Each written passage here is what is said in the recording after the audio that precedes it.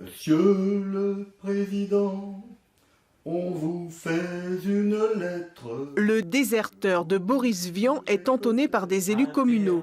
Une initiative surprenante de la part du maire de Tramail pour interpeller le président de la République sur un conflit qui l'oppose à l'architecte des bâtiments de France. C'est aussi montrer qu'on est un petit peu en désaccord avec certaines contraintes administratives. On n'est pas toujours en phase avec tout ce que l'on nous impose. Voici l'objet de la discorde, une ancienne gendarmerie que la commune souhaite réhabiliter. Une convention a été signée avec le ministère de l'écologie et des subventions ont été accordées pour lancer l'opération.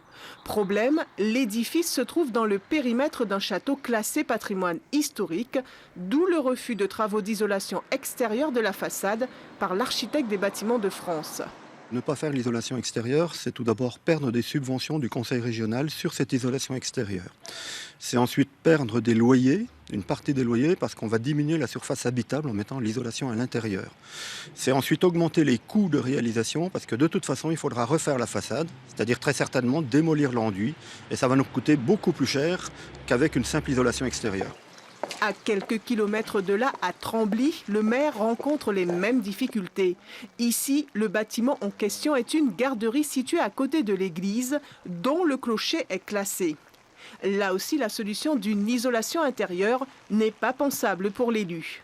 On va peut-être désaffecter la garderie périscolaire pour la mettre dans un autre site dans quelques années, pour transformer ce bâtiment en logement locatif, et ça va poser problème si on isole par l'intérieur. Il faut décloisonner et recloisonner quelques mois après, quoi. Sans oublier la perte des subventions.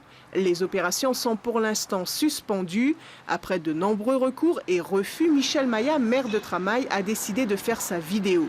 L'architecte des bâtiments de France, basé à Mâcon et rattaché au ministère de la Culture, en charge du dossier, n'a toujours pas donné suite à notre demande d'interview.